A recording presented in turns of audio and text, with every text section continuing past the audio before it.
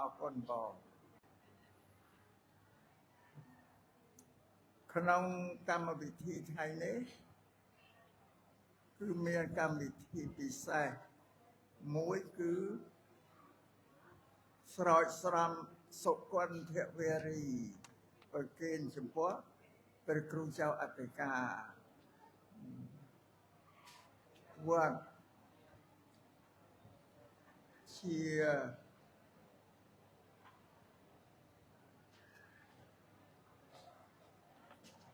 ព្រះសមុខអនុគន្ធក្រុងសំពៅលូនបងនេះវត្តសំពៅពូនបងវត្តសំពៅពូនបងវាច្រឡំសំពៅលូននៅឯកន្លែងសៀមរាបសំពៅលូនព្រះអង្គបានទទួលតួនាទីជាព្រះមន្ត្រីសង្ឃស្រុកជាព្រះសមុខអនុគន្ធស្រុកសំពៅពូនហើយក៏មានស្រោចស្រពសុគន្ធវេរី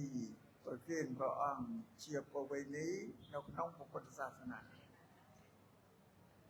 ការស្រោចស្រពសុគន្ធវេរីនេះបើសិនណាជាពូលឲ្យត្រឹមត្រូវគេថា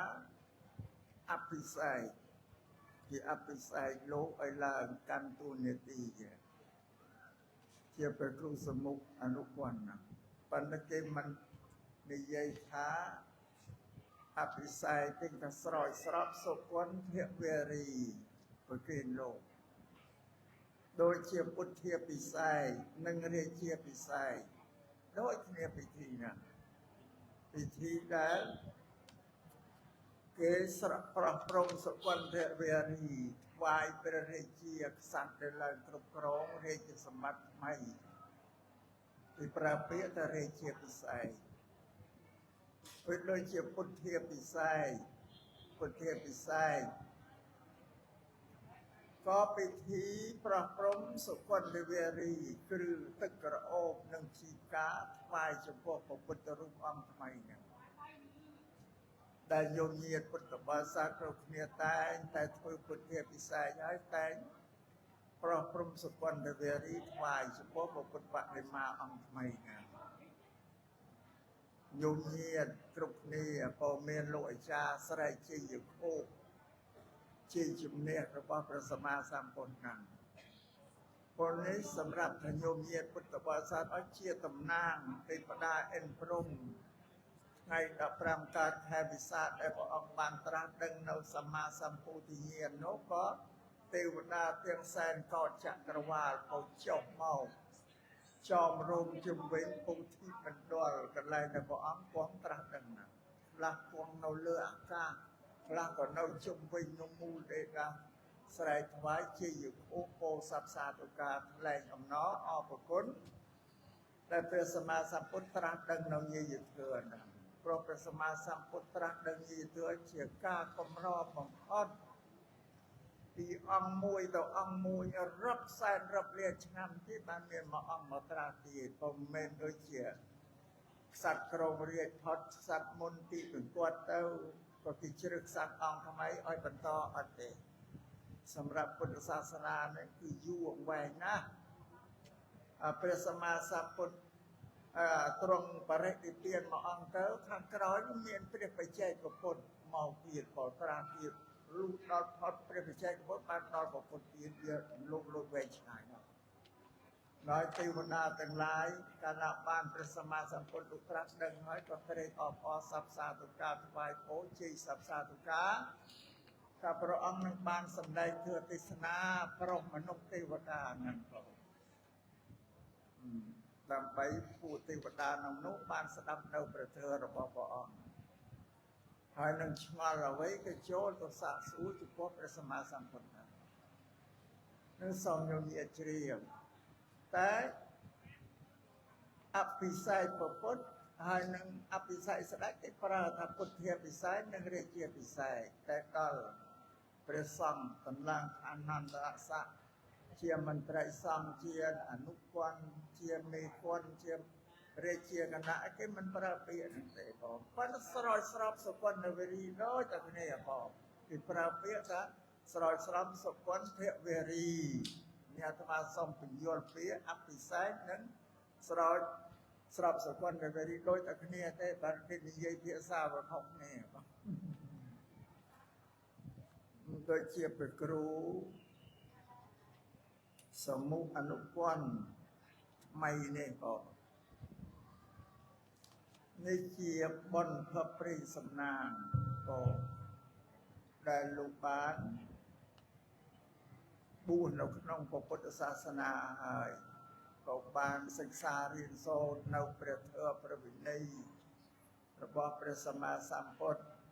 រួចហើយក៏ទ្រង់អប់រំបន្ទង់កាយវាចាចិត្តរបស់ព្រះលោកក៏ដោយសិលសមាធិបញ្ញាណារួចហើយក៏ព្រះអង្គយកធម៌របស់ព្រះពុទ្ធមកសម្ដែងប្រាប់ដល់យោញាតិពុទ្ធបរិស័ទគ្រប់រូបទាំងអស់ក៏យោញាតិទាំងអស់អត់បានសិក្សារៀនសូត្រនៅព្រះធម៌របស់ព្រះពុទ្ធទេយោញាតិចេះដឹងដោយសារព្រះសង្ឃលោកបញ្រៀនការសម្ដែងធម៌ជាដើមឬក៏លោកបញ្រៀនបើការបញ្រៀនធម៌ជាដើមនឹងយោញាតិត្រូវទទួលការចេះដឹងទៅតាមរយៈរបស់ព្រះសង្ឃហ្នឹងលោកបានធ្វើកិច្ចការនេះដ៏ល្អមានគុណសម្បត្តិដោយលោកបានពពោះនឹងសាមណេរជាច្រើនទីបង្កើតជាព្រះសង្ឃជាតំណពុយពងនៅក្នុងពុទ្ធសាសនានេះអាស្រ័យហេតុនេះហើយបានលោកបានទទួលឋានន្តរស័ក្តិពោជាព្រះសមុខអនុគន្ធជាមន្ត្រីសង្ឃពលនៅក្នុងស្រុកនេះជាសហការីរបស់ព្រះគ្រូអនុគន្ធគ្រូអនុគន្ធនៅណាទៅជាសហការីរបស់ព្រះគ្រូអនុគន្ធអាស្រ័យនេះទើប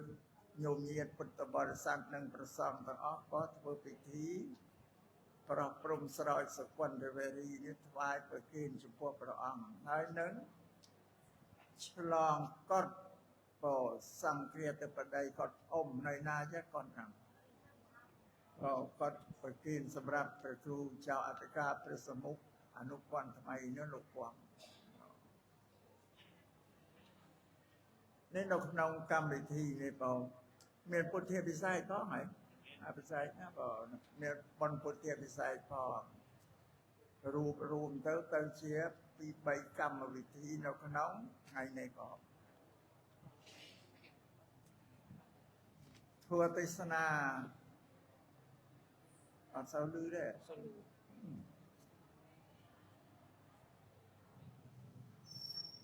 ដាក់បិជើប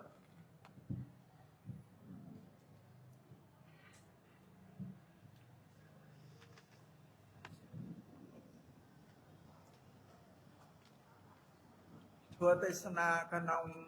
កម្មវិធីបុណ្យនេះបុណ្យនឹងមានច្រើនមានស្រោចសុគន្ធវេរីពុទ្ធិពិសេសក៏នឹងលើកអធិធានអ្នកមានគុណនឹងហើយនឹងបុណ្យឆ្លងកត់ក៏សម្រាប់ព្រះគ្រូសមត្ថនៅគុណលោកពងនៅឡើយក្នុងកម្មវិធីបុណ្យនេះអាត្មាលើកពីកម្មវិធីបុណ្យឆ្លងកត់ក៏មកសម្ដែងប្រគេននឹងជូនដល់ញោមញាតិពុទ្ធបរិស័ទគ្រប់គ្នាឲ្យយល់អត្ថន័យពោអំពីកត់នេះជាប់នៅក្នុងបច្ច័យ4ញោមញាតិនេះកត់នេះពោជាទីសេនាសនៈដ៏ប្រសើរព្រះសម្មាសម្ពុទ្ធជាបរមគ្រូទ្រង់ត្រាស់សម្ដែងថាជីវិតរបស់មនុស្សដែលរស់នៅបច្ចុប្បន្ននេះទាំងព្រះសង្ឃទាំងគ្រហស្ថត្រូវការជប់ទាក់ទងនឹងបច្ច័យ4 អត់មានជារួយទេញោមញាតតែកន្លងមកហើយញោមញាតពុទ្ធបរិស័ទអើយតែលឺពី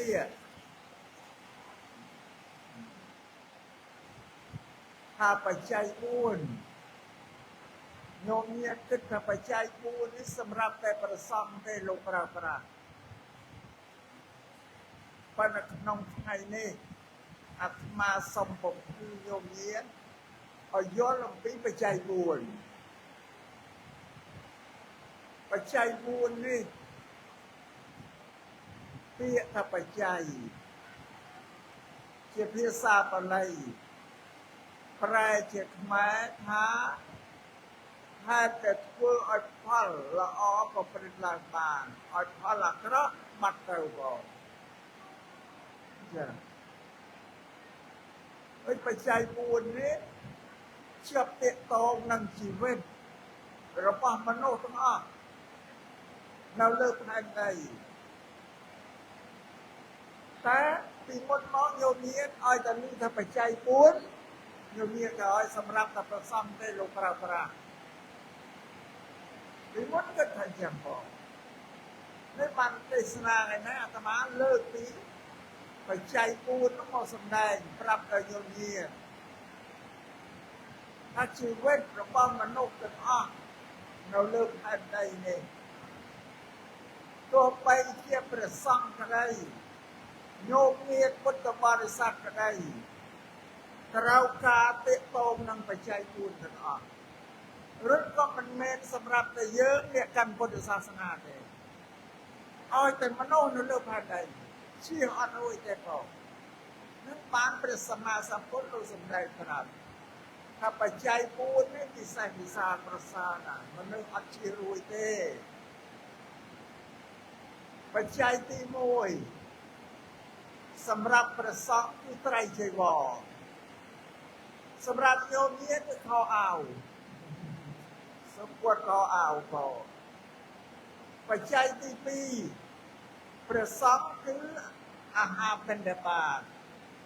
សម្រាប់ញោមញាតគឺមហូបចំណីបាយជាដើមបច្ច័យទី3គឺទីសេនាសនៈព្រះសង្ឃមានកុដិមានសាលាជាដើមដូចជាខំខាងនេះញោមញាតឆ្លងកុដិដើម្បីប្រគេនព្រះសង្ឃធាតុបតីនឹងទីសេនាសនៈសម្រាប់ញោមញាតជាសម្បែងនេះបច្ច័យទី3បច្ច័យទី4ព្រះសង្ឃគឺភេសជ្ជៈញោមញាតគឺថ្នាំសម្រាប់ព្យាបាលរោគញោមញាតគិតមើលមកបច្ច័យ4យ៉ាងណាមួយដែលជារួយញោមមកដល់ណាតើលេងខ្លួនទៅទេហ្នឹងត្រូវតែមានខោអាវសម្រាប់ញោមញាតស្រាប់ព្រះសង្ឃត្រូវតែមានស្បង់ចីវរនេះអាត្មាសម្បជាប្រាប់ញោមញាតគ្រប់គ្នាទាំងអស់ថានឹងបច្ច័យ4នេះគឺជារបស់ដែលសំខាន់បំផុតសម្រាប់ជីវិតរបស់មនុស្សរស់នៅក្នុងបច្ចុប្បន្ននេះបច្ច័យទី1គឺសម្ពុតខោអាវហ្នឹងយកមើលណាមានគ្រប់តែគ្នាទាំងអស់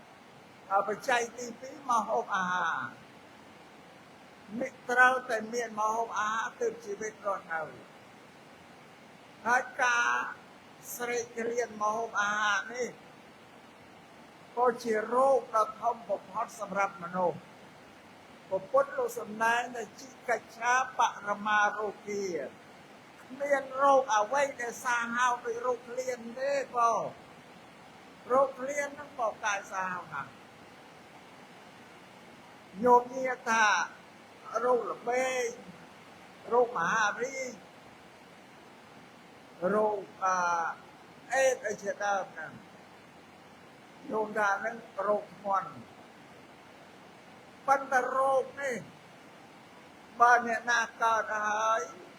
ដេកនៅលើគ្រែអត់ធ្វើអីកើតទេស្រែកថ្មយោយាយទៅអស់កម្លាំងបរិភោគអាហារក៏បាន សម្រាប់រោគគ្លៀននេះញោមញាតិតែគ្លៀនណាយអត់ទៅស្ងៀមទេបើគ្មានអាហារទេគឺត្រូវដើរលួចដើរផ្លាត់បោកប្រាស់គេនៅក្នុងស្រុកក្នុងភូមិនឹងឲ្យគេ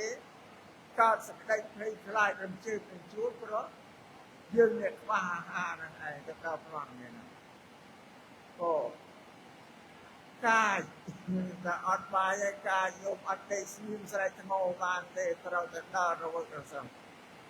អានេះសំខាន់ណាស់បច្ច័យទី2ណាហើយបច្ច័យទី3ផ្ទះសម្បែងគេហដ្ឋានញោមញាតិមើលដល់ណាទៅដេកកណ្ដាលវាលកើតដេកក្រោមម្លប់ឈើកើតក្រយ៉ាងម៉េចក៏ត្រូវតែមានតោមសសរស័យឈើដំសម្បករនាបរស័យចិញ្ចៀងស្លាកដំបូលប្រក់ស្លាកជ្រោកកោតដែរណាសំខាន់វាសម្រាប់năm chia ba rô nhôm nhiên mới đàn là na chưa hết đây chăm ở vị chia ai những ở thể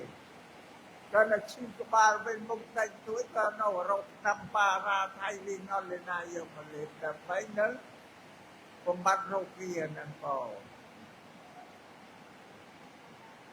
ngay vật hộ quân gia ngay sầm khăn bổng con cái vật hộ quân gia này mà nó lô cái học nè ra miền trập sầm bát miền và thâu buôn giang mình chờ ra tiết rau ăn bàn để bắt à nghĩa đại cái rau trập sầm bát nước bàn chờ bò ri bò ô hi pra mình hai nâng nghĩa đã bắt à rauព្រឹកខ្វះល្ងាចបានល្ងាចខ្វះព្រឹកបានថ្ងៃនេះខ្វះឯងសម្បត្តិអមនុស្សមានតែគ្នាសួរតើហេតុអីបានជាអ្នកខ្លះគេរកទ្រព្យសម្បត្តិបានច្រើនខ្លះទៀតរកទ្រព្យសម្បត្តិបានតិចព្រះសម្មាសម្ពុទ្ធលោកប្រាប់ហេតុអ្នកដែលគេរកទ្រព្យសម្បត្តិបានច្រើនមកពីគេមានបញ្ញាញោមញាតិមានបញ្ញាអ្នកដែលសត្វសោយទ្រព្យសម្បត្តិរកមិនបានចេញមកគ្រប់គឺមនុស្សអត់មានបញ្ញាទេនេះហេតុផលតែព្រះសម្មាសម្ពុទ្ធលោកសម្ដែងប្រាប់អាស្រ័យនេះបានជាពុទ្ធសាសនាព្រះសម្មាសម្ពុទ្ធលោកបង្រៀនមនុស្សឲ្យសន្សំបញ្ញាកើតមានដល់មនុស្សគ្រប់រូបអស់ដោយការសិក្សារៀនសូត្រចម្រើនបញ្ញារបស់មនុស្សឲ្យកើតមានបញ្ញាវិពាក្យថាបញ្ញានេះជាភាសាបាលីភាសាសំស្ក្រឹតថាប្រាជ្ញាម៉ែយើងនិយាយទាំងពីរថាបញ្ញាក៏និយាយប្រាជ្ញាក៏និយាយតែអត់បានយល់អត្ថន័យជាខ្មែរថាម៉េចទេពាក្យថាបញ្ញាឬប្រាជ្ញានេះប្រែជាខ្មែរថាសេចក្តីស្គាល់សេចក្តីដឹងរបស់ពវត្ថុសពបែបសត្វយ៉ាងគេហៅបញ្ញាអ្វីដែលមិនស្គាល់អានោះអត់មានបញ្ញាទេនេះបញ្ញាណាស្គាល់ហេតុស្គាល់ផលស្គាល់សពស្គាល់ទុក្ខព្រោះអាក្រក់ល្អដល់ជាទូបញ្ញានេះព្រះសម្មាសម្ពុទ្ធលោកប្រាប់ញោមញាតិទាំងឡាយគ្រប់គ្នាថាអ្នកដែលមានទ្រព្យសម្បត្តិបរិបូរណ៍ច្រើនគឺមកពីគេមានបញ្ញាព្រោះតែអ្នកអត់បញ្ញាហើយរកអត់គ្រប់ទេញោមញាតិមិនចាំមើលទៅណាឆ្ងាយទេឲ្យញោមញាតិមើលទៅក្នុងស្រុកនឹងបោស្រុករបស់ញោមញាតិនឹងបោស្រុកក៏ធំណាស់ញោមញាតិមើលទៅមនុស្សអត់ស្មើនេះខ្លះបានធ្វើមន្ត្រីរាជការឬជាអ្នកជំនួយជួនប្រែលក់ដូរអីទៅគេមានបញ្ញាហ្នឹងគេរកទ្រព្យសម្បត្តិបាន គេសាងជីវិតគេឲ្យបានសុខបានព្រោះបញ្ញានឹងឯងអ្នកអាត្មាសូមបញ្យល់ញោមញាតឲ្យយល់ទៅតាមពុទ្ធដីការបស់ព្រះពុទ្ធលោកឲ្យបំបត្តិសេចក្តីល្ងងសេចក្តីល្ងងនោះបាត់ព្រោះយើងរៀនសូត្រតែមករៀនអត់បាត់ទេបងនៅតែចឹងឯងពុទ្ធសាសនាសម្បត្តិដែលខ្ពង់ខ្ពស់ជាងគេគឺបញ្ញាធ្វើរបស់ព្រះពុទ្ធមាន3លំអទី1គឺសិលលំអទី2គឺសមាធិលំអទី3គឺបញ្ញាមានតែ3ប៉ុណ្ណាឯងនេះព្រះពុទ្ធសាសនាបានព្រះពុទ្ធលោកបញ្រៀនបរិស័ទក៏ឲ្យសន្សំបញ្ញាបណ្ណបញ្ញានេះវាមាន2បញ្ញាជាលោកយៈនិងបញ្ញាជាលោកុត្តរៈបញ្ញាលោកុត្តរៈគឺបញ្ញារបស់ព្រះអរិយជនព្រះអរហន្តបញ្ញាលោកចាក់លុះទៅក្នុងសច្ចធម៌យល់ដឹងក្នុងសច្ចធម៌បងសម្រាប់បញ្ញារបស់ញោមញាតគេហៅលោកយៈបញ្ញាគឺបញ្ញាដែលយើងចេះដឹងធ្វើការរកស៊ីឲ្យជាប់ជាពាក្យក្នុងជីវិតបច្ចុប្បន្នដល់លោកយៈបញ្ញាសម្រាប់ព្រះអរហន្តគេហៅលោកុត្តរបញ្ញាបញ្ញាដែលខ្ពស់ជាងលោកយៈឲ្យលោកប្រមាលឃើញសច្ចធម៌បងនេះសូមឲ្យញោមញាតជ្រាបអ្នកដែលទៅកាន់ព្រះនិព្វានបានតែលមានបញ្ញាដ៏ខ្ពស់ខ្ពស់លោកុត្តរបញ្ញាហ្នឹងបងដោយព្រះសម្មាសម្ពុទ្ធលោកសម្ដែងសច្ចធម៌អរិយសច្ចហ្នឹងប្រាប់ដល់ពូបញ្ចវេគីនេះទាំង5ហ្នឹងបានចឹងព្រះអញ្ញត្តកុដេញបញ្ញាលោកពោវិស័យលោកជាព្រះអរហន្តលោកចាក់ឆ្លុះក្នុងសច្ចធម៌ដល់កាលណាចប់ហើយព្រះអញ្ញត្តកុដេញលោកពលឺនៅអូទានវិជ្ជាតែយ៉ាងកេញចេសមុទយៈធម្មំសព្វន្ទាំងនិរោធធម្មន្តិអញ្ចឹងតែធម្មជាតិណាមួយមានកិរិយាកើតហើយធម្មជាតិទាំងអស់នោះនឹងរលត់ទៅវិញជាធម្មតានេះសច្ចធម៌គឺយល់ចឹងច្បាស់ចឹងក្នុងបញ្ញវគិ5នៅមានអញ្ញត្តកុដេញដែលចាក់ឆ្លុះក្នុងធម៌មុនគេទាំងអស់ក៏បានលោកស្រែកយ៉ាងកេញចេសមុទយៈធម្មំសព្វន្ទាំងនិរោធធម្មន្តិក្នុងពេលនោះព្រះសម្មាសម្ពុទ្ធជាបរមគ្រូលោកភ្ញាក់តែលោកភ្ញាក់យ៉ាងថាអញ្ញាសិវត្តពោកនដេញោអញ្ញាសិវត្តពោកនដេញោលោកថាអូកនដេញចេះដឹងហើយណូអូលោកសាកនដេញចេះដឹងហើយណូយល់នៅសច្ចធម៌មនុស្សក្នុងលោកនៅចម្ពោះទ្វីបនៅឥណ្ឌាមានព្រះអញ្ញត្តកុដេញដែលយល់សច្ចធម៌មកទេធម្មជាតិអត់តកើតហើយមានការរលត់ទៅវិញធម្មតាពុទ្ធលោកលិនព្រះអង្គនោះទៅសើទៅអូកនតែយៈចេះដឹងទៅហើយណូបាទនេះក៏បញ្ញាជាលោកុត្តរៈសម្រាប់ញោមញាតបរិស័ទគឺថាបញ្ញាជាលោកយៈបញ្ញានោះសម្រាប់រោគរបស់ទ្រព្យចិញ្ចឹមជីវិតខ្លួនដែលបានសុខសួស្តីអរុញសម្បត្តិលោកយៈនេះគឺតែមនុស្សត្រូវការពឹងពោអាស្រ័យណាអ្នកកាន់ពុទ្ធសាសនាញោមញាតបានសម្រេចប្រយោជន៍3ប្រយោជន៍ទី1គឺប្រយោជន៍ក្នុងលោកីនេះថាទិដ្ឋធម្មិកតប្រយោជន៍បច្ចុប្បន្នដែលមនុស្សត្រូវការពឹងត្រូវការអាស្រ័យមុនគេទាំងអស់គឺទ្រព្យសម្បត្តិវត្ថុ4យ៉ាងហ្នឹងឯងចុះញោមញាតជីវិតយើងបើអត់វត្ថុ4យ៉ាងនោះរស់មិនកើតអានេះគេហៅទិដ្ឋធម្មិកតប្រយោជន៍បច្ចុប្បន្នដែលយើងត្រូវការពឹងអាស្រ័យឲ្យជីវិតរស់នៅក៏ប្រសើរបានទី2ប្រយោជន៍ក្នុងឋានសួគ៌ទេវតាទី3ប្រយោជន៍ក្នុងព្រះនិព្វាន យើងអ្នកកាន់ពុទ្ធសាសនាត្រូវបានប្រយោជន៍3យ៉ាងអំពីពុទ្ធសាសនា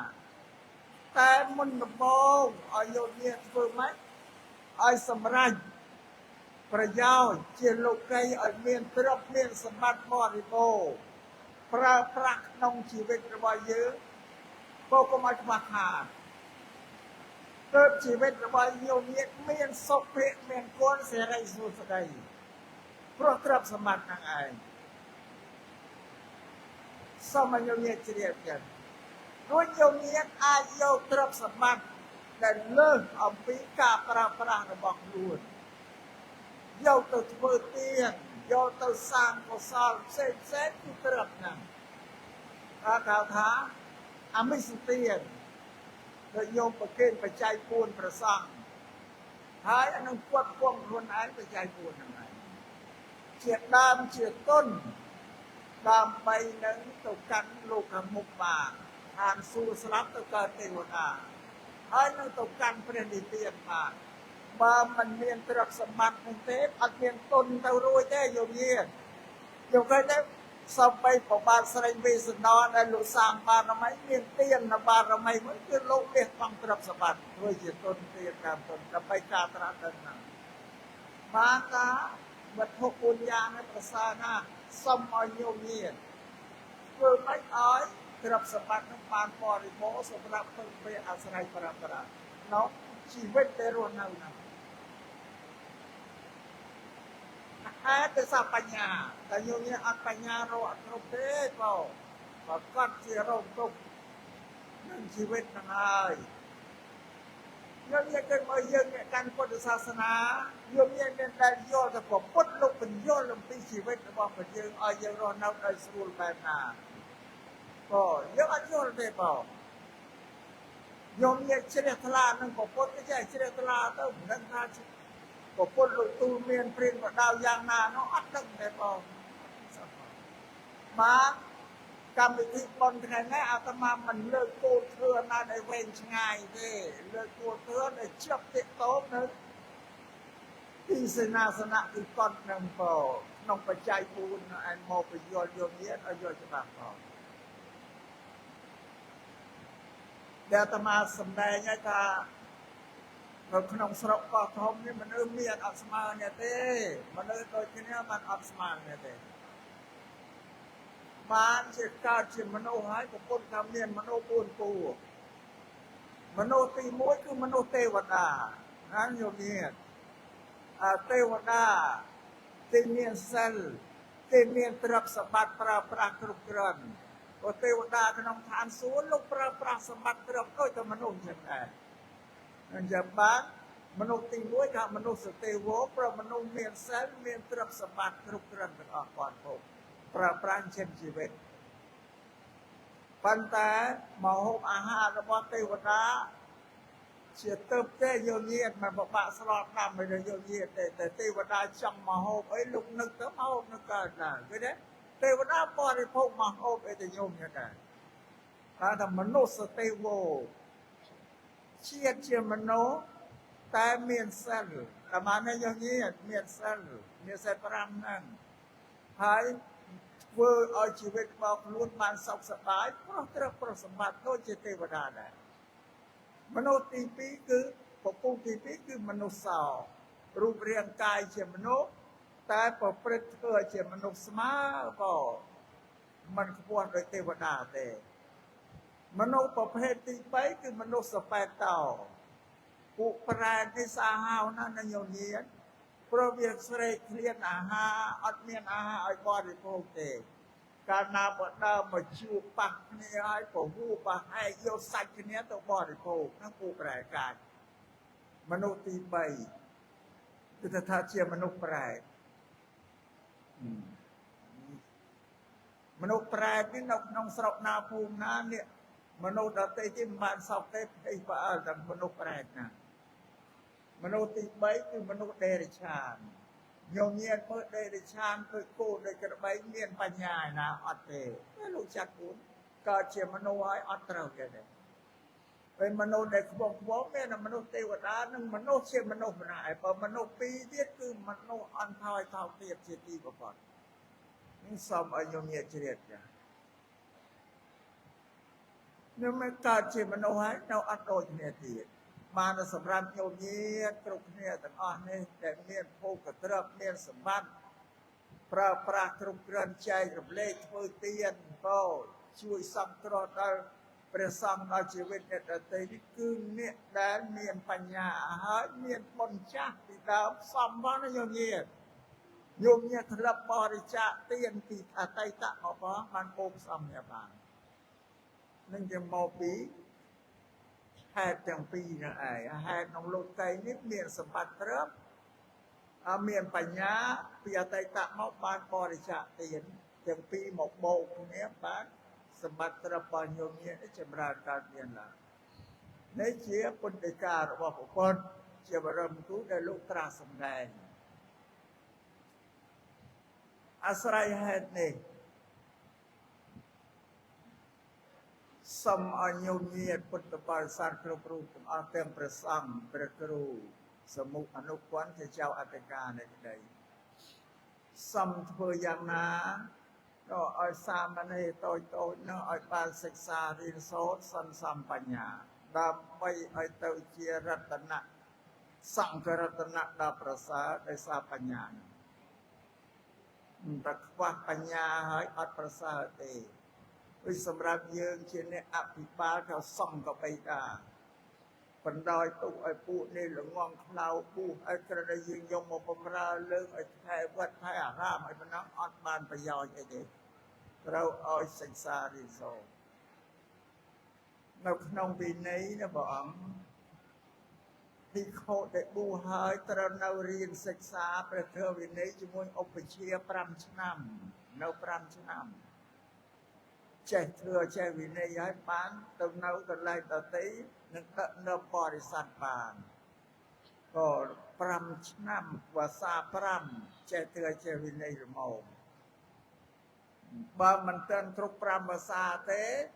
អត់អាចទៅនៅវត្តណាបានទៅដឹកនាំគេបាននឹងទេព្រោះអត់ចេះធ្វើនេះប្រកាសជាទៅដឹកនាំប្រសពឲ្យបរិស័ទឲ្យបដិបត្តិខុសសាសនាហើយប្រកាសអានឹងចឹងបានលោកឲ្យនៅ5ភាសា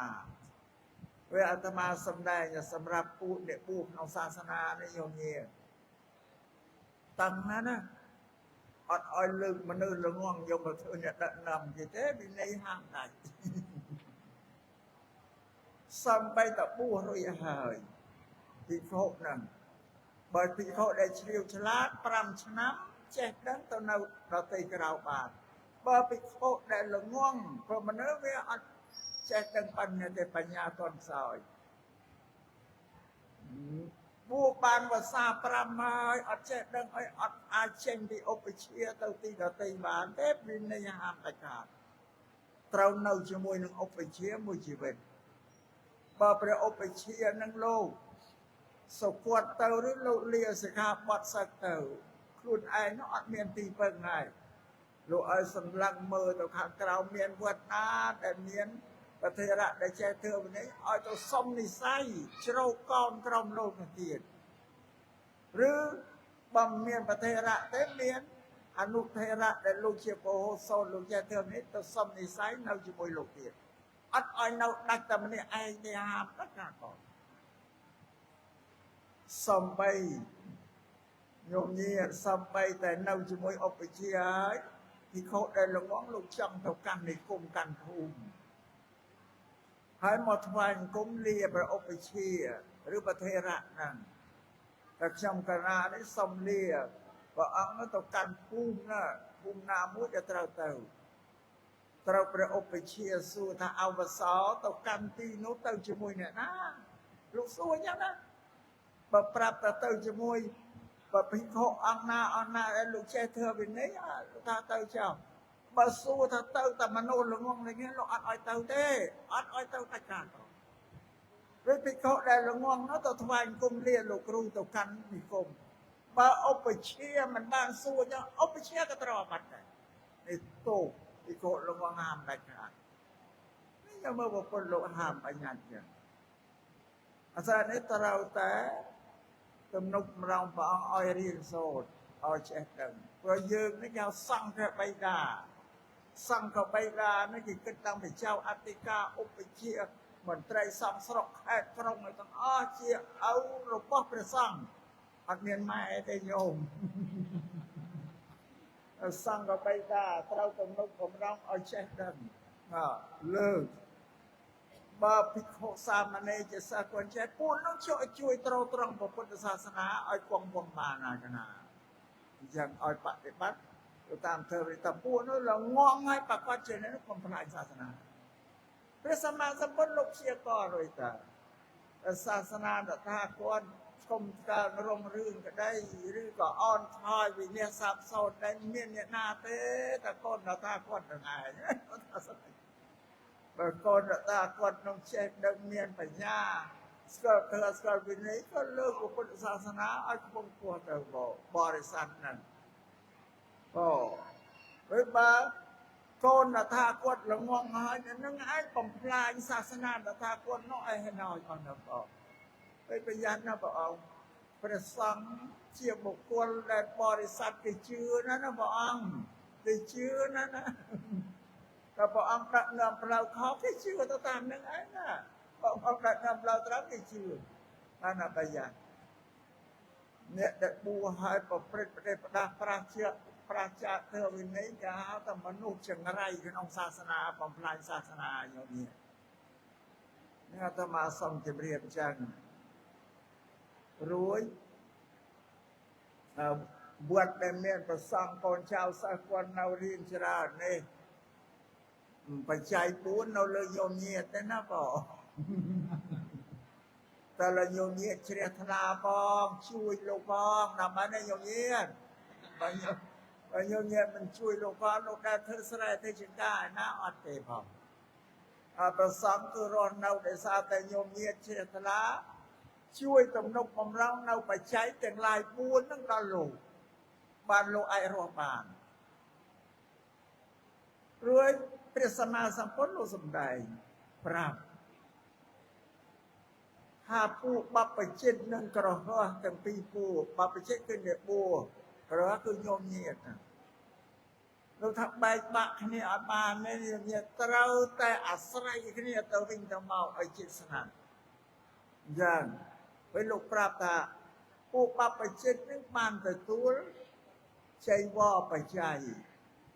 ដណ្ឌបាតបច្ច័យសេនាសនៈបច្ច័យនិងគិលានបច្ច័យដែលជាគ្រឿងបំបត្តិនៅសក្តីអន្តរាយមិនឲ្យកើតមានដល់អ្នកបួសខ្ញុំនិយាយថាអត់បួសដែលនៅបានណាអត់បួសអីសត្វអស់លោកសំអស់មាននៅទេនេះបានសំខាន់ណាស់ព្រោះសម្រាប់ព្រះសង្ឃទៀតលោកសម្ដែងធ្វើប្រាប់ញោមញាតអំពីពុទ្ធសាសនាសិលសមាធិបញ្ញាញោមញាតចាំបានចេះដឹងហើយយកទៅបប្រតិបត្តិពោលដើម្បីឲ្យបានទៅកាន់សុគតិនិងឋានសួគ៌ដោយសារព្រះសង្ឃមនុស្សទាំងពីរនេះមានគុណដល់គ្នាទៅវិញទៅមកញោមញាតបែកបាក់គ្នាអត់បានទេណាបងត្រូវឲ្យរួមរកសាមគ្គីដល់គ្នានឹងគ្នាបើសិនណាអស់ប្រសងឲ្យពុទ្ធសាសនាអស់ហើយណាញោមញាតសប្តាហ៍ញោមញាតឃើញប្រសងតែស្គាល់តែពុទ្ធសាសនាពុទ្ធបរមគ្រូបរិនិព្វានផុតហើយព្រះធ្វើនៅតែក្នុងគម្ពីរបត្រៃបិដកណាចុះបើប្រសងអស់ទៅទៀតសូត្រតែពុទ្ធសាសនាសប្តាហ៍មានប្រសងសមតិសង្ឃដែលយើងក៏លេខឃើញស្គាល់អូប្រសងជាសច្ចៈបុត្រអ្នកត្រង់ពុទ្ធសាសនាជ្រះថ្លាបានធ្វើឲ្យពុទ្ធសាសនានឹងអត់គង់វង្សនៅសបានយោនីក៏អស់ប្រសងអស់ហើយក៏លលីសូនហើយបើចាប់ព្រះសង្ឃជាហេតុដែលធ្វើឲ្យយោនីនេះស្គាល់ពុទ្ធសាសនានឹងសូមឲ្យយោនីពោជ្រះថ្លានឹងប្រសង្ឃនឹងសូមឲ្យជួយជ្រោមជ្រែងយ៉ាងហើយយោនីរកគិតទៅហើយមុនមកទេសនាមកកោសរូបទៅពីឯងឲ្យខ្ញុំលោកសោះមែនទេញោមរឿងពេកអាត្មាប្រាប់យ៉ាងបងអាត្មាមកជីវិតរបស់អាត្មានេះហើយអាត្មារស់រៀនមានជីវិតនៅខ្លួនឯសាញោមញាតទាំងអស់នៅក្នុងទឹកដីកម្ពុជានៃចិញ្ចឹមអាត្មារស់រៀនដោយសារញោមញាត មានសទ្ធាជាថ្លាជួយចិញ្ចឹមអាត្មាអរគុណដឹងគុណញោមញាតណាបងញោមញាតឈប់ពួលហើយបងអញ្ចឹងមកទេសនាសូមឲ្យញោមញាតជួយទំនុកបំរុងព្រះគ្រូសមុខអនុព័ន្ធបងលោកមានកូនចៅច្រើនឲ្យលោកចិញ្ចឹមឲ្យរៀនឲ្យសូត្រឲ្យចេះដឹងមានដល់សាលាណាថ្នាក់ណាឆ្នាំណាហើយរៀននេះសាលារៀននេះមានទេមានណាឆ្នាំទី1ទី2ហ៎ទី3មានអត់ទេរៀនទៅមកដល់ឆ្នាំទី3ឆ្នាំទី3ប្រឡងអនុវិទ្យាល័យហើយទៅប្រឡងនៅសៀមរាបណាទៅវត្តអាត្មាទទួលទាំងអស់ឲ្យទៅទទួលប្រអត់ប្រកាន់ទេប្រជាស័ក្តិបុត្រដូចតែគ្នាទេបងស្រឡាញ់រាប់អានគ្នាទាំងអស់សាលាពុទ្ធិកបាអាត្មានឹងមានគ្រប់ខេត្តទៅរៀននឹងបងសំណាក់សំមានគ្រប់ខេត្តមានតាំងពីព្រៃវែងស្វាយរៀនចេះស្ទឹងត្រែងទៅរៀនទៅប្រឡងចូលអនុវិទ្យាល័យណាហើយមានវិទ្យាល័យហ្នឹងរៀនចប់ហ្នឹងហើយឆ្នាំនេះបំណងនឹងបើកមហាវិទ្យាល័យទៀតហើយដើម្បីជួយបន្ធូរការតានតឹងនៅក្នុងទីក្រុងភ្នំពេញណាបងបច្ចុប្បន្នកចានវត្តពេលនេះទៅជាគៀតនៅអាកាសនេះឲ្យបន្ធូរទៅតាមខែឲ្យជួយសម្រាប់អញ្ចឹងវិញម្យ៉ាងទៀតសម្រាប់ព្រះសង្ឃនាយកថ្មីនេះព្រះអង្គឲ្យព្រះសង្ឃទាំងអស់ក្នុងកម្ពុជារដ្ឋនេះជួយសម្រាប់រឹងការសិក្សាប្រការសិក្សាជាខ្នងរបស់ពុទ្ធសាសនាធ្វើឲ្យពុទ្ធសាសនារឹងមាំបងនេះនិយាយសម្រាប់ខាងប្រសងសម្រាប់ញោមញាតពុទ្ធបរិស័ទធ្វើម៉េចដែលមានកូនប្រុសកូនស្រីដែលនៅក្មេងតូចតាចនឹងរៀនសូមឲ្យជំរុញកូនឲ្យរៀនឲ្យបានឆ្លងដល់ត្រើយនៃបញ្ញាត្រើយត្រាននៃវិជ្ជាត្រើយត្រាននៃវិជ្ជាគឺយកបណ្ឌិតឲ្យបានញោមញាតឲ្យកូនប្រុសលួងលោមយករៀនឲ្យបានបណ្ឌិតកុំឲ្យលះបង់ការសិក្សារៀនសូត្រព្រោះបណ្ឌិតនេះជាវិជ្ជាដែលខ្ពស់សម្រាប់នៅលើពិភពលោកសប្តាហ៍នេះញោមញាតមើលប្រទេសណាក៏ដោយគេបង្កើតសាលាឲ្យប្រជាពលរដ្ឋគេរៀនទូទាំងប្រទេសដើម្បីឲ្យប្រជាពលរដ្ឋគេមានបញ្ញានេះបានញោមព្រះរាជាណាចក្រកម្ពុជាយើងនេះរដ្ឋាភិបាលលោកបង្កើតសាលារៀនឲ្យមានគ្រប់តាមភូមិតាមស្រុកដើម្បីឲ្យប្រជាពលរដ្ឋមានបញ្ញាបើប្រជាពលរដ្ឋល្ងងខ្លៅហើយរាជរដ្ឋាភិបាលអភិវឌ្ឍស្រុកទេអត់ទៅរួចទេបើទៅមិនរួចទេចុះបើប្រជាពលរដ្ឋចេះដឹងហើយញោមញាតមើលតែនៅស្រុកប៉ោះធំខ្ញុំមានបរិស័ទគេចេះដឹងអ្នកញាគេកសាងជីវភាពគ្រួសារគេផ្ទះសម្បែងគេឋានគេក៏ល្អស្អាតមហូបអាហារគេមានប្រើប្រាស់គ្រប់គ្រាន់មានយានជំនិះគ្រប់គ្រាន់ដូចជាកសាងប្រទេសក៏គេធ្វើស្រុកប៉ោះធំនេះឲ្យទៅជាក្រុងខ្ញុំមានផ្ទះថ្មមានវិឡាអីគឺរបស់នោះឯកជននេះគេកសាងដូចជាជួយកសាងប្រទេសឲ្យឆ្កុំឆ្កាងលូតទៅប៉ុន្តែសំឲ្យញោមឯកជ្រាបព្រោះយើងមានគិតមើលប្រពន្ធលោកថាបញ្ញាលំអចុងក្រោយទេប្រកបត្រូវមនុស្សរៀនយើងមានមើលប្រទេសណាក៏គេបង្កើតសាលារៀនឲ្យរៀនឲ្យស្របទៅតាមពុទ្ធដីការបស់ប្រពន្ធហ្នឹង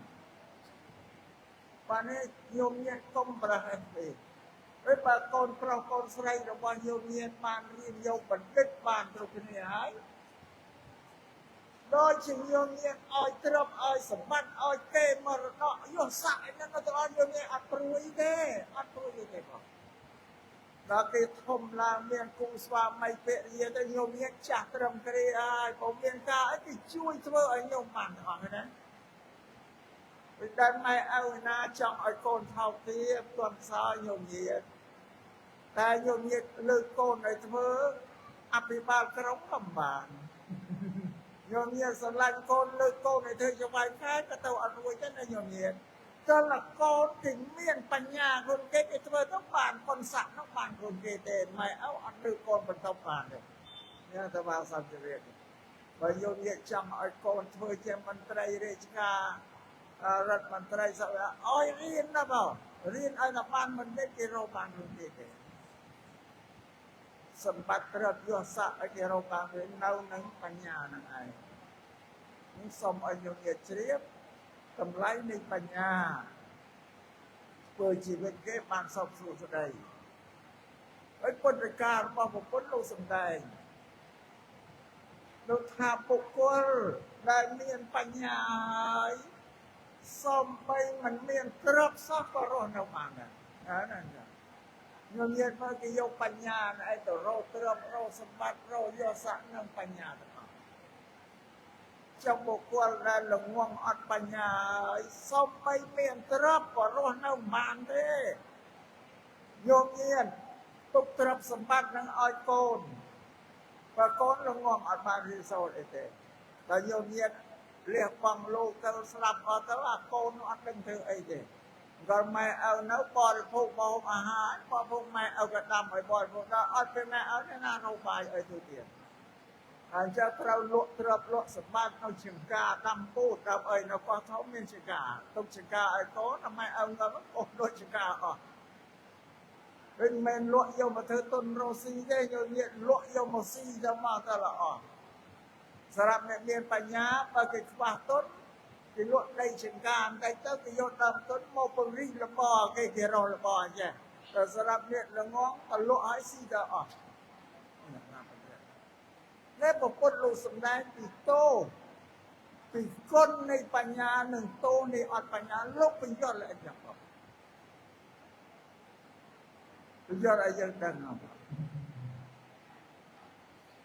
หรือเจ้าป้ามนุษย์เนี่ยได้ละง่วงวิ่งบอกคนรู้สำได้ถ้าปกคลได้ทราบโซนจากปัญญาต่อประเสริฐสมไปชีวิตร้อนเน่าเนี่ยก็อาจมาเศร้าเต้ปกคลลูกปรับเนี่ยชีวิตเราบอกขลุ่นเราไม่ជួบนั่งสึกได้ต้ม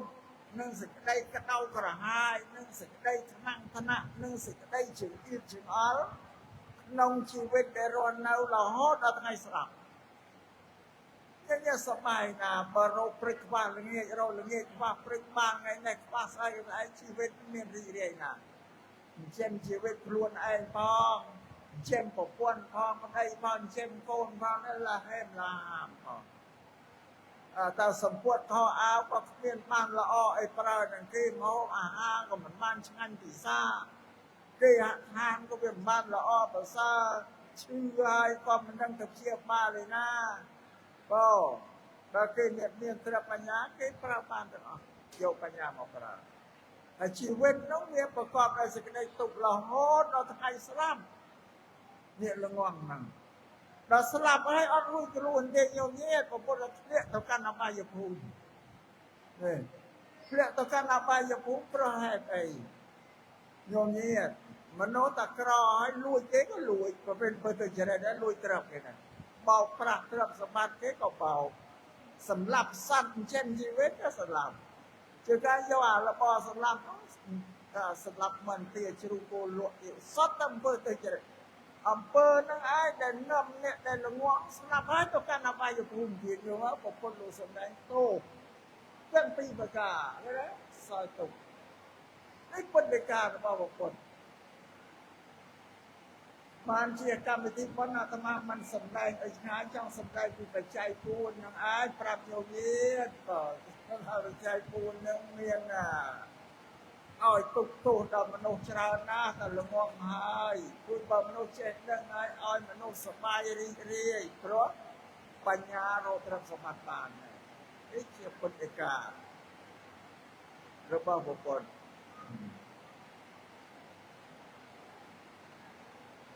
โยมยาสนับมาเนี่ยยิ่งอย่างนี้สนับมาเนี่ยฮะอาตมาคอนไซต์ต่อละโยมโยมสนับบางก็ในอาตมาสมัยเธอเป็นโยนโยมเอาเพื่อประโยชน์ปัจจุบันไอ้สมัยสั้นบางตัวส่วนในเดียร์มาตัวตามคนอีกาหรือว่าผู้คนโดยสมัยพระเข้าเป่าโยมเงียน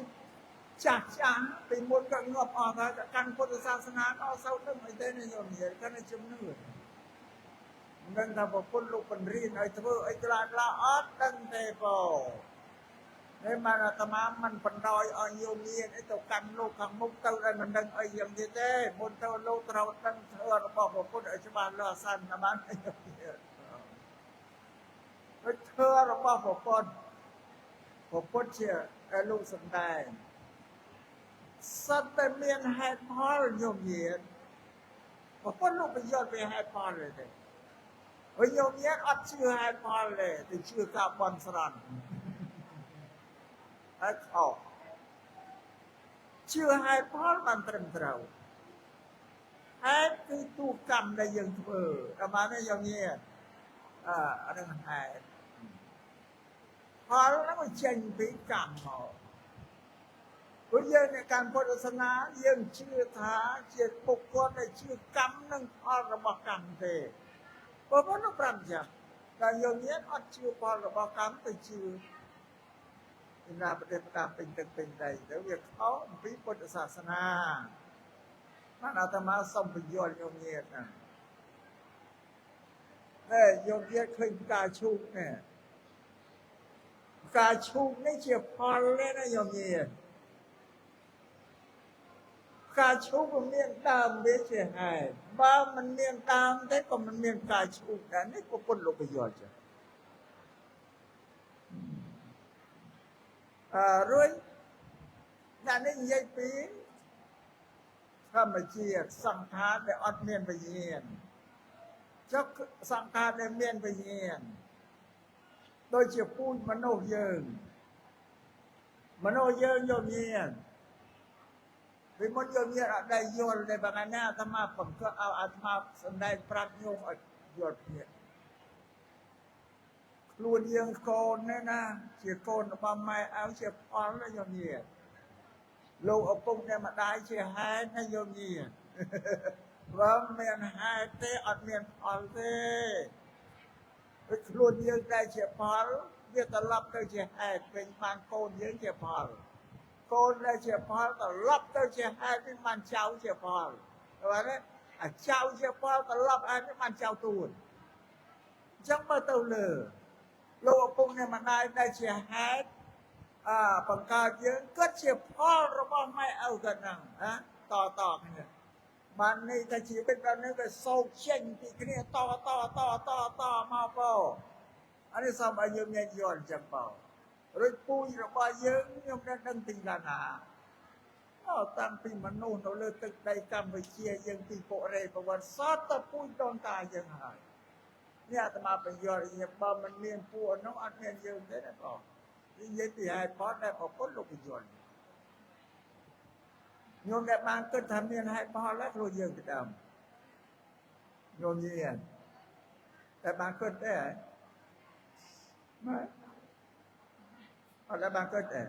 nó là mang cái này mà làm thành năng ấy bạn ta cả ở tư bon chu ra tự nhiên thì em mình nói ở tư thì phảiเป็นสันดานthế nhôm nhiên xong rồi ở tư rồi sao bon ở trong ban thôi chu rồi nhiệt nhôm sắp cướpสันดานทั้งออก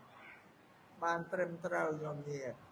តែពីមុនមកញោមញាតអត់ទិញបន់ឲ្យតែញាតប្រពេលសណ្ដានតែចាសណ្ដានទី8ទី9ទី1លានមិនអត់យើងគេមកចាំទទួលយកអំណោយទៀតដែរ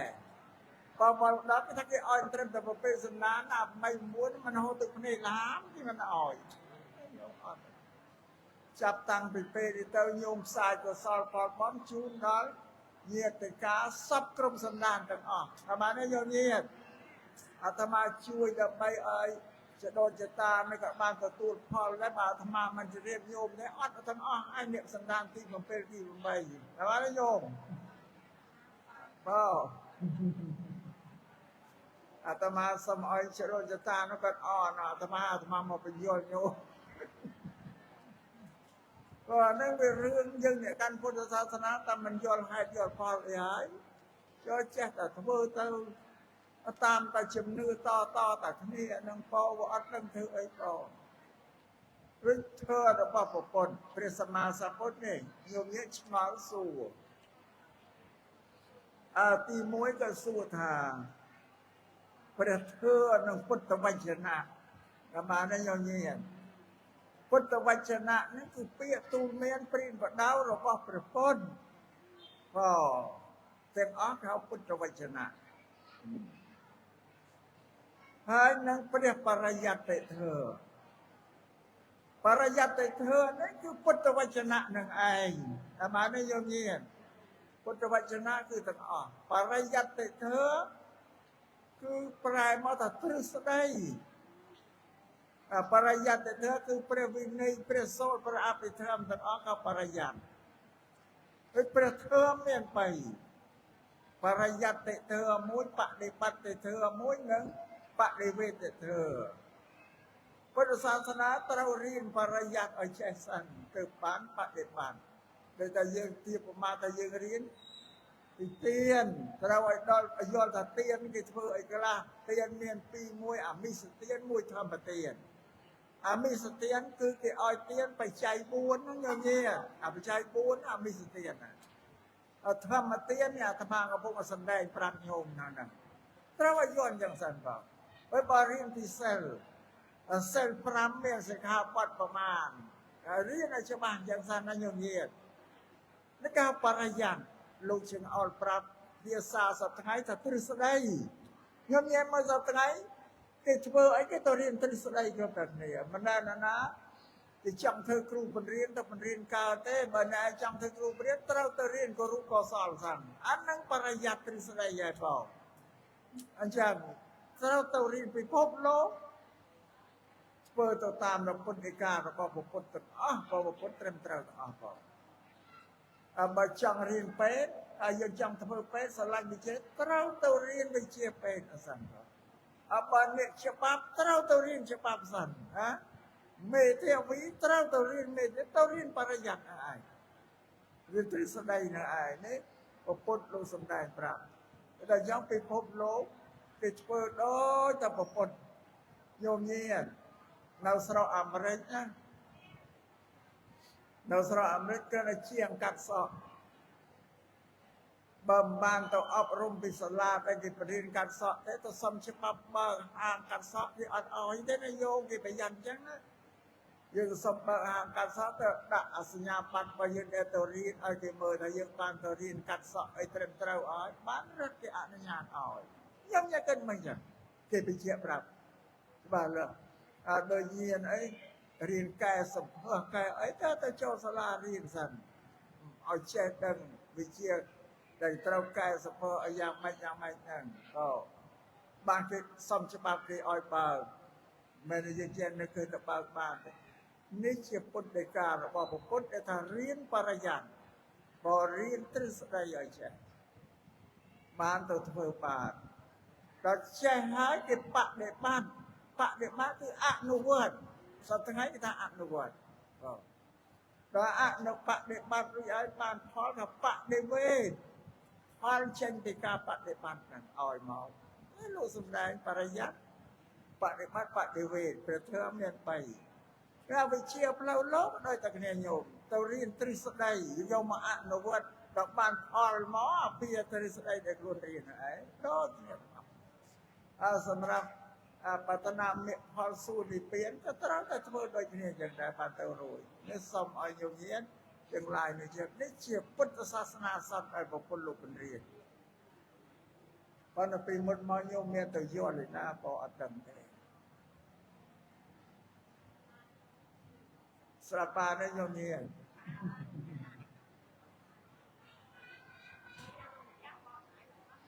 អានឹងចឹងហើយបរិយត្តិបដិវេទប៉ុន្តែប៉ុណ្ណឹងឯងដែលញោមញាតឆ្ងល់អាត្មាស្រ័យឯណាបង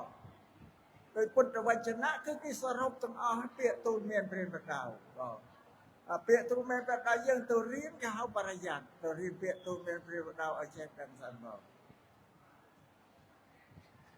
ចឹងដល់អស់ប៉ុណ្ណឹងហើយញោមញាតបងប្រើមុនទៅមួយទេបង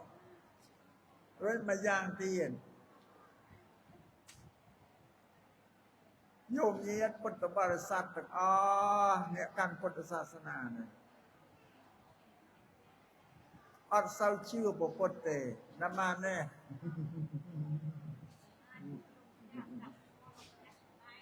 តែជឿតែញោមមួយដែលញោមដឹងណាញោមទៅទៀតមិនដឹងហ្នឹងក៏ជឿខុសតែមកកណោណាបើបងឯណាលើករឿងហ្នឹងមកប្រាប់ទៀតតែបានទេញោមញាញោមញាជ្រះថ្លាក្នុងពុទ្ធសាសនាមានពុទ្ធរតនៈធម្មរតនៈសង្ឃរតនៈជាមូលដ្ឋានជាគ្រឹះរបស់ពុទ្ធសាសនាគេត្រូវបដិញ្ញាយកពុទ្ធពធប្រសង្ឃជាវត្ថុទីពឹងស្មើដោយអាយុជីវិតគេទីពឹងគេអត់ទីពឹងអីទេញោមញាពួកព្រាហ្មណ៍ពួកសាសនាព្រាហ្មណ៍ពួកនិក្រណអញ្ញដេរថៃនៅស្រុកព្រះនៅចម្ពោះទ្វីបហ្នឹងតែប្រពន្ធលោកត្រាស់ដឹងឡើងលោកបញ្យល់ពីហេតុផលនឹងឯងបងបញ្យល់ហេតុផលមុនណាពុទ្ធសាសនាបងដល់បញ្យល់ហេតុផលគេស្ដាប់បានគេយល់គេក៏វែងលទ្ធិបើគេចោលអស់អ្នកកាន់សាសនាព្រាហ្មណ៍ក៏ឈប់ជឿទេវតាអ្នកកាន់និក្រណយៈដែលតែក៏លែងបដិបត្តិទៅតាមទ្រឹស្ដីសាសនារបស់ខ្លួនគេឈប់រួចហើយគេសមាទានគេស្ដាប់ធម៌ប្រពុតយល់ច្បាស់ហើយគេស្រែកទាំងព្រះគោតមនៅចម្រើនហើយធ្វើដែលព្រះអង្គសម្ដែងនេះច្បាស់ណាស់គឺយល់ហើយបងនោះច្បាស់គឺពេញណាស់ប្រកបណាស់ថានេះអត់មានអីសពេចសពិលទេស្វាងជ្រេញហើយគេពោលថាវាដូចជាគេផ្ងារបស់ដេកកាប់ឲ្យមានមុខឡើងលើញោមញាតកាប់ក៏អមឆ្នាំគេភ្លៀងប្រមាណក៏អត់ចូលទៅដល់ផ្ងាឡើងទៅភ្លៀងស្រក់ចូលបញ្ញាកើតពុំនៅសល់ទេដូចជាគេទៅទាញវត្ថុដែលគេក្រោបញោមយកអីទៅក្រោបរបស់ហ្នឹងទៅទាញតែកម្រោបលើចេះឃើញរបស់ដែលក្រោបពុំនៅសល់ដូចជាគេប្រាប់ផ្លូវដល់មនុស្សដែលដើរវង្វេងផ្លូវមិនដឹងទិសហ្នឹងដល់ប្រាប់ទៅយល់ទិសហ្នឹងបានរែកកើតជើងត្បូងពុំនៅសល់ដូចជាគេអុជភ្លើងទៅត្រួលបំភ្លឺក្នុងទីដែលងងឹតសម្រាប់ឲ្យអ្នកមានព្រះជាឃើញរូបក្នុងទីងងឹតទាំងបានគេស្វាងណាស់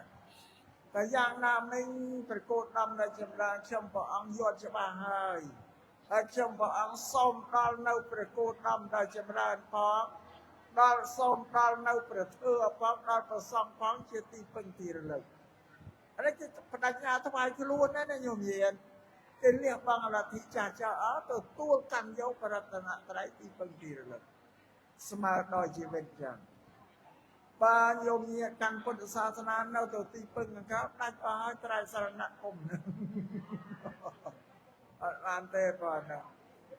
ដូចញោមញាណសាសោទីណាត់ភិមេសរណអញ្ញពុទ្ធោមេធម្មោមេសង្ឃោមេកាយាណារតនៈដល់ទីក្រោមពីពុទ្ធពធប្រសង្ឃខ្ញុំព្រះអង្គមិនយកមកទីពឹងឡើយទីពឹងយកពុទ្ធពធប្រសង្ឃទីពឹងស្មើដោយអាយុជាបដិញ្ញានៅពុទ្ធចឹងអត់ប្រយ័ត្នដល់មានភ័យនេះបាននឹកពុទ្ធពធប្រសង្ឃឯណាព្រោះនឹកតាដងកើតាដាច់ត្រៃសរណគមនៅញោមញាណអានេះអត់ថាប្រាំទេគឺញោមញាណក៏ហក់ពុទ្ធទៀតក៏អពុទ្ធងន់ណាស់ណាបើតក៏ហក់ពុទ្ធអាត្មាសំដែងយ៉ាងណាញោមញាណអាត្មាលើកឧទាហរណ៍ឲ្យច្បាស់ក្នុងពុទ្ធសាសនានឹងព្រះសម្មាសម្ពុទ្ធលោកអត់បានឲ្យតម្លៃទេវតាទេតែបានទេព្រោះពុទ្ធនឹងជាគ្រូទេវតានិងមនោញញៀនថាពុទ្ធជាមនោក៏គ្រូរបស់មនោគ្រូទេវតាទៀតសាសនាដទៃទេវតាតែគ្រូមនោញញៀនថាគេចាតែពុទ្ធលោកមិនឲ្យតម្លៃទេវតាសួរថាមិនឲ្យតម្លៃទេវតាតើលោកឲ្យតម្លៃអីតែពុទ្ធលោកឲ្យតម្លៃមនោព្រោះមនោជាហេតុញញៀននេះសត្វបេក្ខភាពទេវតាហ្នឹងបងអស់ជីវិតទៅកើតទេវតាលោកកែហេតុទេនាំញោមឲ្យធ្វើទានធ្វើសិលធ្វើភាវនាអត់នាំមនុស្សតែគឺហើយសម្រាប់ធ្វើអំពើល្អកម្មអស់ជីវិតទៅកាន់ទេវតាដោយស្វ័យប្រវត្តិហើយហ្នឹងញញៀន ទេវតាមិនអាចបន់ស្រន់ទៅបានទេណាញោមយើងអត់ទៅបានទេបងតែយើងធ្វើកម្មខ្លួនយើងហ្នឹងឯងនេះបានពុទ្ធលោកអត់បានឲ្យតម្លៃទេវតាតែផ្ទុយនឹងញោមឲ្យតម្លៃទេវតាពុទ្ធលោកអត់ឲ្យតម្លៃមនុស្សញោមយកទៅមើលមកវាខុសពីពុទ្ធគាត់ថាទេវតាចាំឲ្យតម្លៃឲ្យតែមនុស្សធ្វើល្អទៅងាប់ទៅក៏ទេវតាឲ្យបងយ៉ាងអានេះទី1គេថាកម្មាវិជ្ជាកុសលចិត្តគឺថាចិត្តជាកុសលធ្វើទានសេបញ្ចិត្តវាជាប់ជំពាក់នឹងកម្មគុណ5រូបសម្លេងក្លិនរសសពដល់ជាប់ជំពាក់នឹងប្តីនឹងប្រពន្ធនឹងកូនទ្រព្យសម្បត្តិអីណាញោមនេះក៏កម្មគុណដល់អស់ជីវិតទៅកើតទេវតាក្នុងឆកម្មាវិជ្ជាសួរគឺទេវតាជាប់ជំពាក់កម្មគុណដែរគឺណាទេវតាប្រើសពុតខោអាវមហូបអាហារមានប្រពន្ធមានកូនដូចតែញោមអញ្ចឹងដែរតាមបានញោមទេវតាមានកូនដូចអានេះថ្នាក់ញោមញៀនដែរកម្មាវិជ្ជាទៅអស់ជីវិតទៅកើតក្នុងឋានអាចចិត្តទី2ហៅរូបាវិជ្ជាកុសលចិត្តឬរូបាវិជ្ជាកុសលភូមិនៃចិត្តអ្នកដែលចម្រើនសមាធិអប់រំចិត្តរបស់ខ្លួនឲ្យបានសម្រេចបឋមឈានឡើងទៅគេហៅអបណាសមាធិសម្រេចឈានទី1ទី2ទី3ទី4 5រូបឈានឬក៏រូបភូមិពួកนั้นដែលអស់ជីវិតទៅកើតក្នុងព្រំឋានព្រំមានរូប16ជាន់ឋានព្រំមានរូប16ជាន់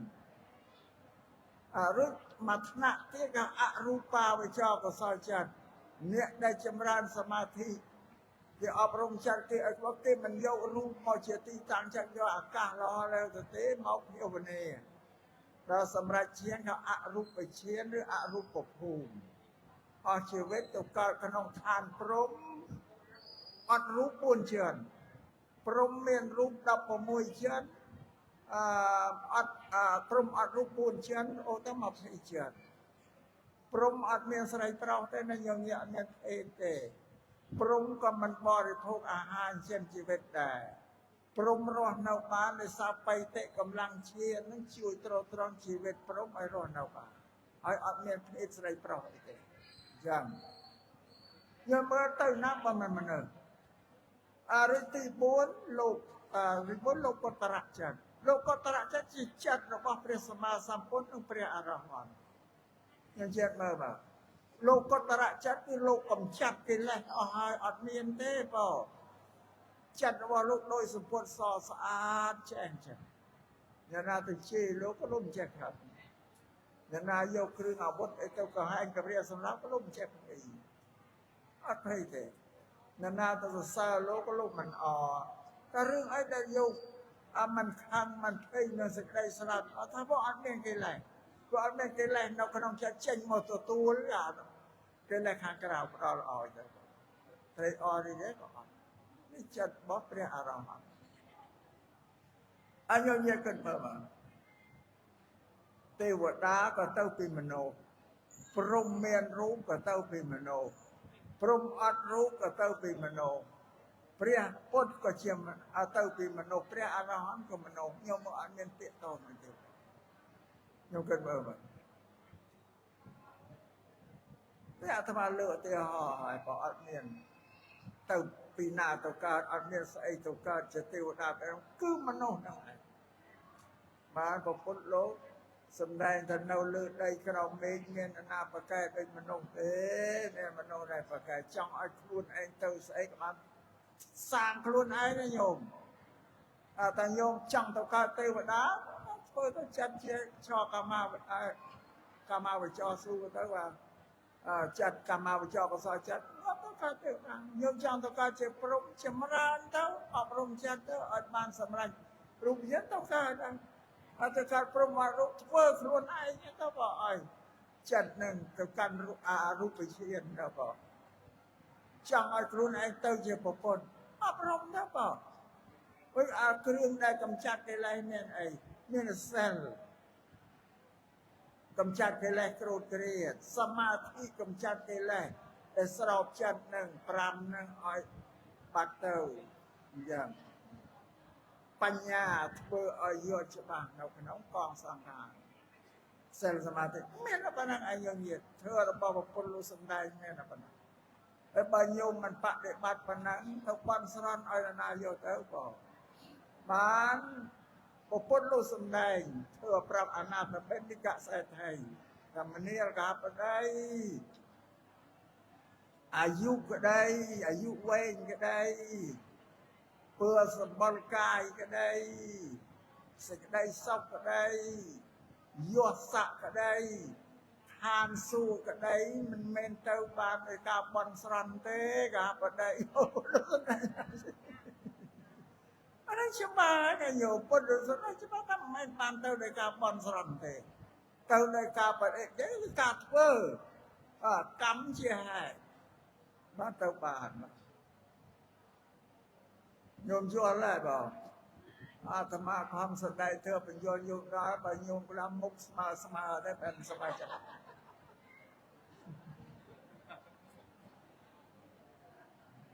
អាត្មាសំដែងតាមពុទ្ធិការបស់ពុទ្ធអត់មានកែច្នៃប្រឌិតអីទេណាញោមញាតពុទ្ធលោកសំដែងយ៉ាងម៉េចអាត្មាសំដែងប្រាប់ញោមដោយត្រង់ព្រោះដែលធ្វើដែលអាត្មាសំដែងមិនធ្វើរបស់អាត្មាទេណាញោមញាតធ្វើរបស់ពុទ្ធទេតែអាត្មាជាអ្នកខ្ញុំបម្រើពុទ្ធនាំពាក្យរបស់ពុទ្ធមកប្រាប់ញោមញាតពុទ្ធលោកបរិនិព្វានមិនមែនបានប្រាប់ញោមញាតណាបានថាលោកពងណាលោកប្រាប់ផ្ទាល់ខ្លួនលោកប្រាប់បរិស័ទឥឡូវលោកបរិនិព្វានហើយធ្វើអាស្រ័យនៅលើព្រះសង្ឃពោទាំងអស់នោះហើយតែសម្ដែងធ្វើប្រាប់ដល់ញោមញាតទាំងអស់ឥឡូវប៉ុណ្ណឹងហើយញោមញាតអាត្មាខំស្រែកប៉ុណ្ណឹងនឹងទឹកភ្លៀងហ្នឹងបងដល់ភ្លៀងអស់ទៅក៏នេះស្អកអក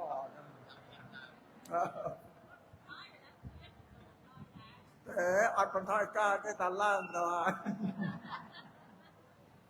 បើអញ្ចឹងទើបទេសនាក្នុងកម្មវិធីបុណ្យរបស់ព្រះសង្ឃនិងញោមញាតពុទ្ធបរិស័ទ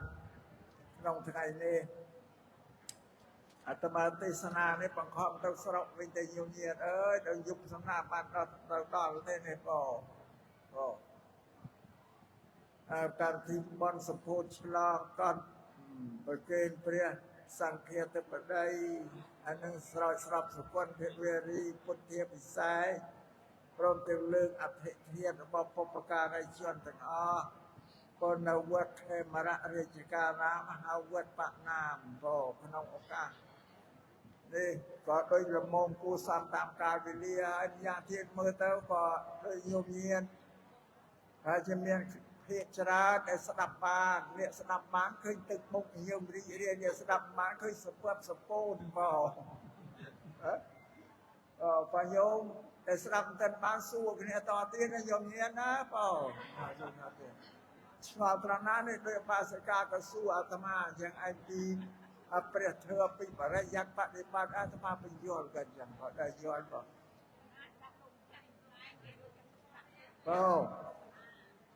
ធ្វើរបស់ពុទ្ធគឺសិលសមាធិបញ្ញាដែលរំដោះខ្លួនរួចពីសង្សារទុក្ខនេះទៅកាន់ព្រះនិព្វានបានពីសិលសមាធិបញ្ញាបងអាស្រ័យនេះសូមឲ្យយើងមានខំគោរពបដិបត្តិនៅសិលសមាធិបញ្ញាជាមេគាដ៏ប្រសើរដែលព្រះសម្មាសម្ពុទ្ធលោកសម្ដែងទុកឲ្យយើងបដិបត្តិគោរពគ្នាបងធ្វើទេសនាក្នុងកម្មវិធីបុណ្យថ្ងៃនេះក៏លំមគួរសមតាមកាលវេលានឹងបញ្ចប់ហើយតែមុននឹងបញ្ចប់ធ្វើទេសនានេះក៏សូមអរគុណកុសលផលបន់ជូនដល់បុព្វការីជនរបស់ប្រកាសណាគ្រប់រូបញោមញាតទាំងអស់ដែលលះលោកទៅហើយសូមឲ្យលោកទាំងអស់អនុមោទនាទទួលកុសលផលបន់ដែលកូនចៅឧទ្ទិសជូននៅថ្ងៃនេះដោយទឹកប្រតិទឹកចិត្តរីរាយលោកអ្នកត្រូវការបការៈណាមួយក៏ចូលសម្រេចទៅតាមទឹកចិត្តរបស់លោកអ្នកទាំងឡាយនេះចោលបើម្យ៉ាងទៀតសូមជូនពរដល់ញោមញាតគ្រប់គ្នាទាំងអស់ដែលកំពុងស្ដាប់ធម៌នេះពរដែលអាត្មាជូនញោមញាតមិនជូនពរអីច្រើនទេសូមឲ្យញោមញាតចម្រើនលូតលាស់ដោយបញ្ញាស្ដាប់ធម៌ទេសនាយល់ហេតុផលយល់ហេតុផលហើយតែញោមមិនជឿហេតុផលទេមិនមែនអ្នកមកកាន់ពុទ្ធសាសនាទេតែបានទេញោមអាត្មាលើកហេតុផលនេះផ្កាឈូកគឺមានដើមវាជាហេតុដូចញោមនឹងមានម៉ែឲ្យជាហេតុហ្នឹងបង ជានេះជាពុទ្ធសាសនាក៏ជូនពរយោញាតទៅចម្រើនលូតលាស់ដោយបញ្ញាទៅไปត្រង់ត្រាប់ស្ដាប់ពធទេសនាឲ្យកើតបញ្ញាឲ្យយោញាតតទៅមកក៏នឹងធ្វើទេសនាក្នុងឱកាសនេះក៏សន្មតថាចប់ក៏ដោយសង្ខេបតែប៉ុណ្ណេះឯងអេវ៉ាំង